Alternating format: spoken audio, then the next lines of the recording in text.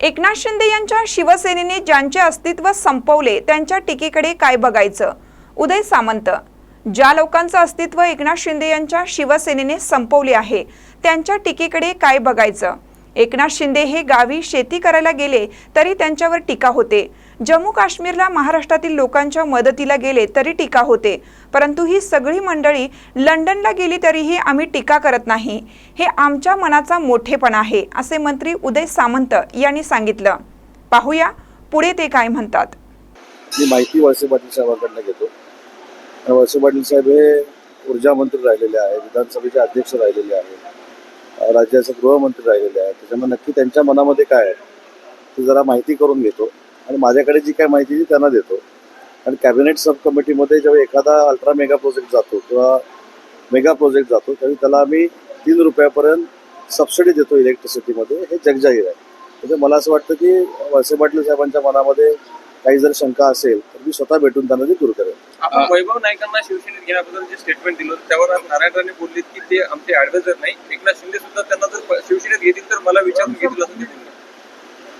माझं पूर्ण जर पत्रकार परिषद आपण बघितली असेल किंवा माझं म्हणणं बघितलं असेल त्याच्यामध्ये वैभव नाईक हे माझे कॉलेजपासूनचे मित्र आहेत. माझ्या कॉलेजच्या मित्रांना चांगल्या लोकांबरोबर काम करावं असं मी म्हटलेलं आहे. त्याच्यामध्ये मला काही वावगं वाटत नाही, कारण शेवटी शिंदे साहेब सांगतील तेच आमच्या पक्षामध्ये होतं, तेच शिवसेनेचे मुख्य नेते आहेत आणि राणे साहेबांच्या सल्ल्यानं जे काय करायचं ते करू. नरहरी झिरवळ म्हणाले की 1500 रुपये सरकार देत आहे त्यामुळे लाडक्या बहिणी खुश आहे. 2100 रुपये देऊ असं आमच्यापैकी कोणीही म्हटलेलं नाही. झिरवळ साहेब काय म्हणाले मला माहित नाही, परंतु याच्याबद्दलचं स्पष्टीकरण मुख्यमंत्री आणि दोन्ही उपमुख्यमंत्र्यांनी दिलेलं आहे.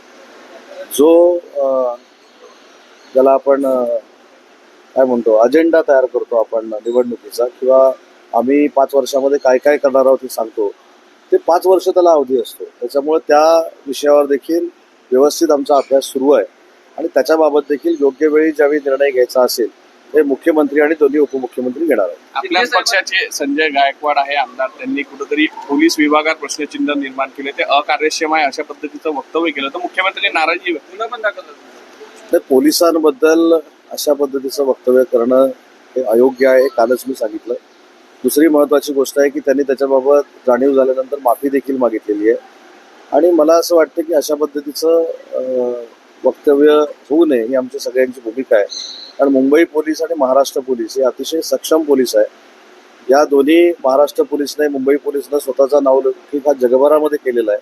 त्याच्यामुळे कदाचित वैयक्तिक काही गोष्टीमुळं आमचे आमदार साहेब तसं बोलले असतील, परंतु त्यांनी आज त्याच्याबद्दलची दिलगिरी व्यक्त केलेली आहे. शिंदे साहेबांनी भास्कर जाधव सुद्धा तुमच्यासोबत होते, अजितदादांच्या दौऱ्यामध्ये होते आणि भास्कर जाधव सुद्धा आले, त्यामुळे एक वेगळ्या चर्चांना सुरुवात नाही. सगळे विरोधातले कधी भेटले तर चर्चेला सुरुवात होते, पण आज छत्रपती संभाजी महाराजांच्या स्मारकाची पाहणी करण्यासाठी अजितदादा अर्थमंत्री म्हणून त्या ठिकाणी होते, मी जिल्ह्याचा पालकमंत्री म्हणून होतो आणि ते आमच्या जिल्ह्यातले आमदार म्हणून छत्रपती संभाजी महाराजांच्या स्मारकाची आखणी कशी आहे हे बघायला ते आलेले होते. त्याच्यामुळे कुठेही त्याच्यातनं राजकीय मला असं वाटतं की उद्देश कुठचा नव्हता आणि राजकीय वलय देखील कुठचं नव्हतं. शिंदे साहेबांनी पहिलगाममध्ये जो दौरा केला तिथं जी काही मदत पोहोचली त्या संदर्भात आपल्या पक्षाच्या काही कार्यकर्ते डोंबिवलीमध्ये आभार असे बॅनर जे आहेत लावले होते.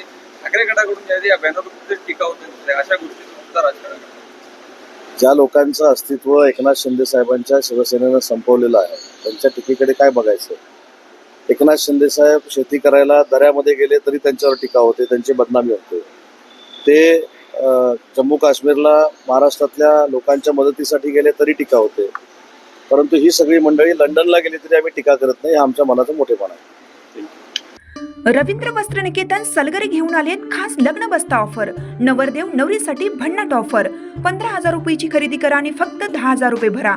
ही ऑफर फक्त सलगरे शाखेत उपलब्ध.